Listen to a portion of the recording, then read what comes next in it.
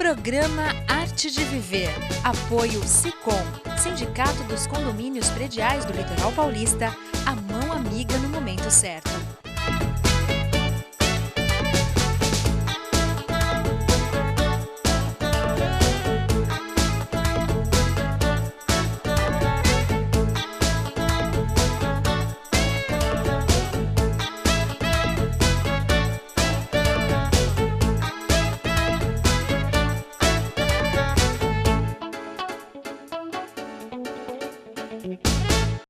Olá, está começando mais um programa Arte de Viver.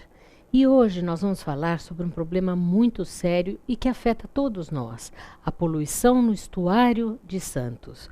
Quem vai falar sobre isso é o biólogo William Rodrigues Schepis, que é diretor-presidente do Instituto Ecofaxina. Tudo bem, William? Tudo bom. Muito legal ter você aqui para falar desse problema que atinge todos nós, não é? Primeira coisa é falar como é que surgiu o Instituto, né? E há quanto tempo vocês estão já com ele? O Instituto surgiu em 2008 como uma indignação nossa, na época alunos ainda de biologia na Universidade de Santa Cecília, pelo fato das praias, né, as condições das praias, né, a balneabilidade aqui na nossa região, toda essa quantidade de plástico, né, principalmente que a gente percebe nas areias das praias, né, não só de Santos, mas de São Vicente também, Guarujá. Então, o Instituto nasceu com o objetivo de levar essa problemática e informações sobre esse problema para a população, né? E trabalhar junto às prefeituras, junto ao governo, políticas públicas que minimizem os impactos dessa poluição, principalmente para a fauna marinha, que é quem sofre mais com toda essa carga de resíduos sólidos que é descartado aqui no nosso estuário. Então, como é que é essa poluição, né? Quem joga esse lixo todo? Vamos começar falando, né, a realidade. A gente, no início do trabalho, a gente percebia que a população em geral tinha uma ideia muito fixa de que era o turista, o paulista, né, que muitos aqui chamam o turista que vem aqui para a nossa região, o paulista, e os navios que acessam aqui o nosso porto, que jogam esse resíduo, né? Então, esses resíduos sólidos. E a gente, num trabalho constante aí de ações voluntárias que a gente faz, com recolhimento desses resíduos, tanto em áreas de mangue quanto em praias, a gente pôde caracterizar esse resíduo e perceber que são resíduos domiciliares, né? Então, a gente conseguiu fazer esse link entre o manguezal, o que é gerado de resíduo dentro do estuário de Santos, na área interna, que compreende os mangues, né? E o lixo que chega nas praias. Então, hoje, quando a maré sobe, ela carrega esses resíduos, que vem junto também com muito esgoto, que é gerado nessas comunidades de palafita, onde não há saneamento básico, né, não há tratamento de esgoto, não há coleta de lixo. E esses resíduos acabam saindo tanto pelo Canal de Santos quanto pelo de São Vicente, e chegam às nossas praias e trazem aí prejuízos para diversas áreas, né? Turismo, pesca, que acaba sendo impactada também por essa questão dos resíduos, e a biodiversidade na nossa região, sem falar na saúde pública, né? Com certeza, porque na verdade isso afeta todo o nosso ecossistema, né? Sim, e para aquelas pessoas que vivem nessas regiões, né, de mangue, que moram em palafitas, elas acabam sendo mais impactadas ainda, porque muitos ali têm na pesca, né, uma maneira de complementar ali a sua alimentação, e estão consumindo ali organismos potencialmente contaminados, principalmente aqueles que são os bivalves, né, as ostras, mexilhões, caranguejos, siris, que são muito consumidos nessas comunidades e que estão ali num ambiente muito poluído, e as pessoas acabam tendo problemas depois de saúde, né, envolvendo toda a parte endócrina, né, de produção de hormônios, a parte reprodutora e neurológica, porque são poluentes que são acumulativos, né, então eles vão se acumulando no organismo das pessoas, E isso, claro, não causa um problema imediato de saúde, mas que com o acúmulo desses poluentes no organismo acaba trazendo doenças aí, inclusive câncer, né? E problemas aí mais relativos a essa parte de hormônios, principalmente nas mulheres e nas crianças, né? Agora, esse é um problema de saúde pública e é um problema que envolveria ações governamentais. Sim. E aí, o que nós, enquanto comunidade, poderíamos estar fazendo? Hoje em dia, o que a gente alerta bastante as pessoas é de que o meio ambiente está diretamente ligado a todas as áreas, né? Saúde, o turismo, a própria segurança, né, pública, porque essas áreas de mangue acabam sendo refúgio para a criminalidade, né? São áreas que são difíceis de fiscalizar, onde o crime ali se instala e pode ter saídas, né, de barco, então fica difícil você conseguir chegar ali naquela região.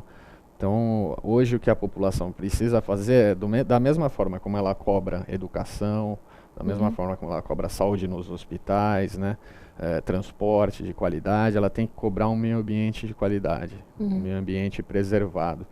Então, isso passa também por outras questões quando envolve essas comunidades de palafita, que no caso, principalmente a questão da habitação.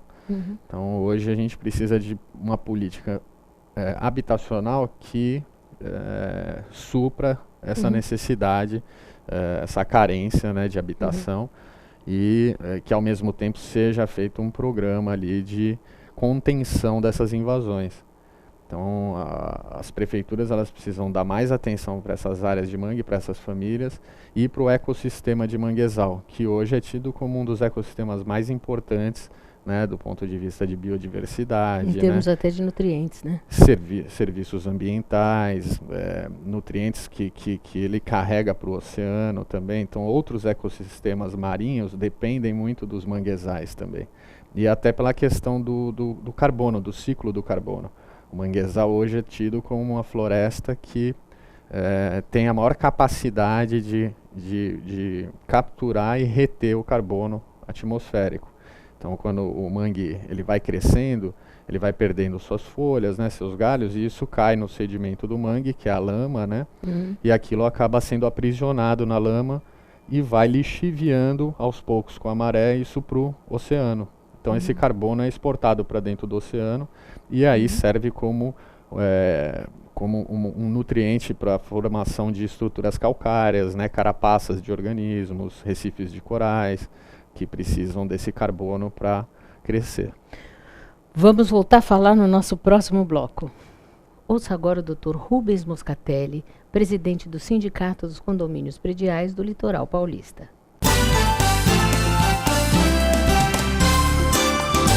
É sempre importante, quando você tem uma comunidade que nem o condomínio, você saber estabelecer o diálogo, a convivência, a conversa.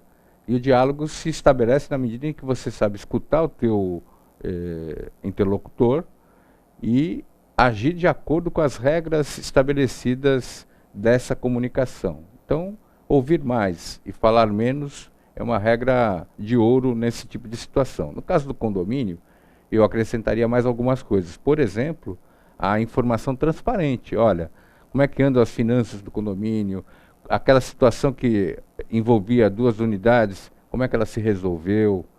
Quando eu tenho uma situação que me incomoda enquanto condômino, eu tenho um canal de comunicação, qual é ele? Para que o síndico possa, no caso de gerenciar e gerir essa situação, ele possa criar um ambiente de boa convivência e de efetividade, coisa que muitas vezes a gente não vê nem no próprio condomínio e muitas vezes na nossa vida prática.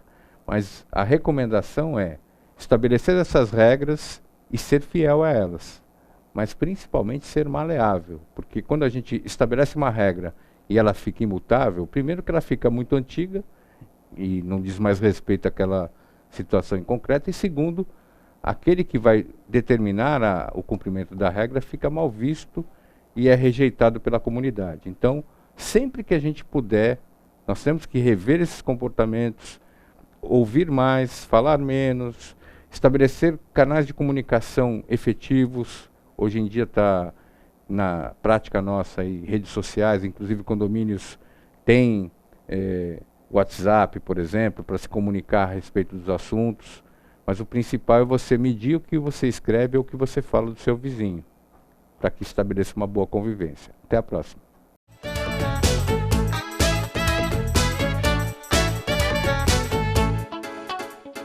O Smart Center oferece salas executivas que podem ser utilizadas por hora, dia ou mês, além de auditórios para treinamentos, cursos e seminários, salas de reuniões e o exclusivo programa Link, em que o cliente pode divulgar o endereço e telefone do Smart Center para receber encomendas, correspondências e recados. Uma opção inteligente que tem como diferencial aliar comodidade e baixos custos. Smart Center, o seu escritório virtual definitivo.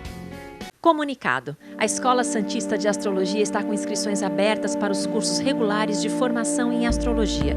Curso básico com turmas manhã, tarde e noite, interpretação de mapa astrológico, previsões e supervisão de mapas. A escola ainda oferece atendimento de mapas astrológicos e uma grande variedade de livros. Escola Santista de Astrologia, Rua Goitacazes, número 8. Telefone 3284-9714. Santos.